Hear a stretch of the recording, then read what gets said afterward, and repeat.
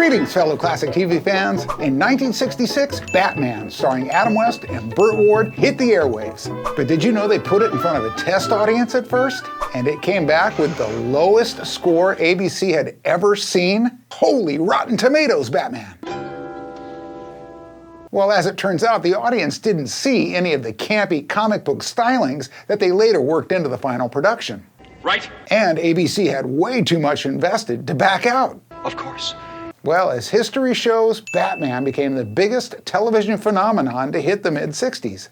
I was wondering when you'd get around to that. It aired on primetime twice a week, with the first episode usually ending in that familiar cliffhanger, "Tune in tomorrow, same bat time, same bat channel." And have you ever noticed the enthusiasm of that narrator's voice? Well, that could be because it's the voice of the show's executive producer and creator, William Dozier. And at that point, I don't think those early Rotten Tomatoes bothered him much.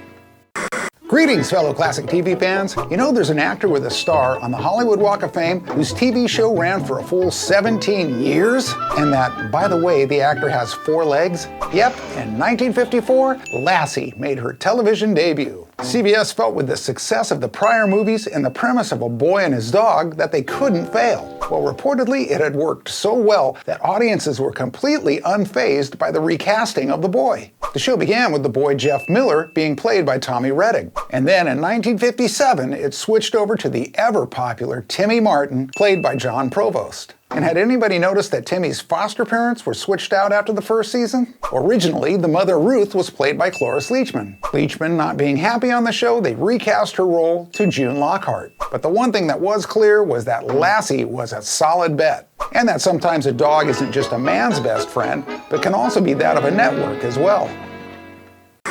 Greetings, fellow classic TV fans. So imagine, if you will, you're riding on a jet airliner en route from London to New York. When suddenly your plane picks up speed to 3,000 knots. The captain suggests, Well, we just hit one lulu of a jet stream. when in reality the jet stream flows in the opposite direction. Sounds to me like you have entered The Twilight Zone. In episode number 54, The Odyssey of Flight 33, they travel through 3 different time zones. 1, the present. Ask him for a radar fix and a ground speed check. 2, the Jurassic period. And 3, 22 years in the past. The actor John Anderson, who played the pilot in the episode, said he ran into Serling some years later. Rod said, "I saw that airplane picture the other night. God, I love that." And returning the praise, John said something I'm sure we can all agree to, which was, "Rod, they were all good." Greetings, fellow classic TV fans. Yet another one of my TV star crushes. And I'm sure you won't be surprised when I say it was Barbara Eden. Her I Dream of Jeannie character mixed innocence, beauty, humor, a desire to please, and a certain appeal.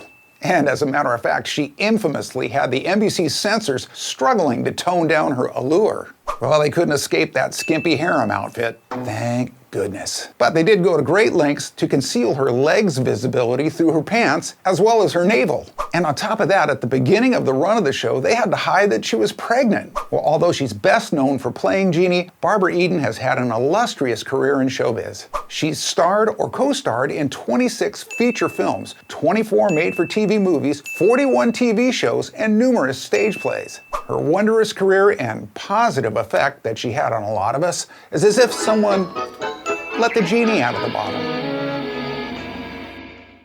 Greetings, fellow classic TV fans. Quickly spun off the Danny Thomas Show came the hyper-successful The Andy Griffith Show. But after 249 episodes, Griffith was ready to transition himself out.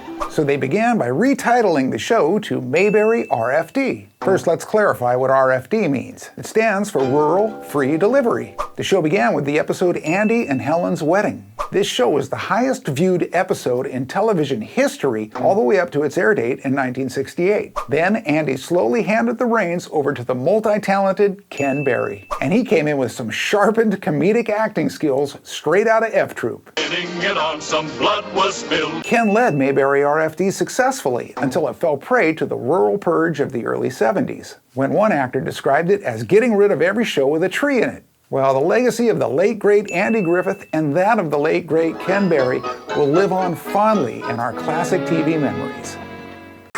Greetings, fellow classic TV fans. In 1968, at the height of the Flower Power era, the Mod Squad hit the television airwaves. It was created by a former LAPD narcotics officer named Buddy Ruskin and produced by Danny Thomas and Aaron Spelling. That show hosted a truly diverse and hip main cast, with the lead roles going to Michael Cole, Peggy Lipton, and Clarence Williams III. Solid. And they also had a groovy group of guest stars.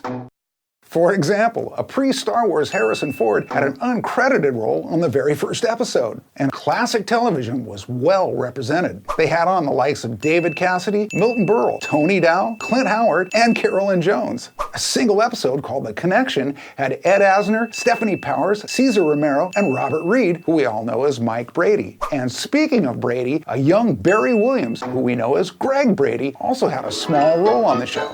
Now that's just far out, man.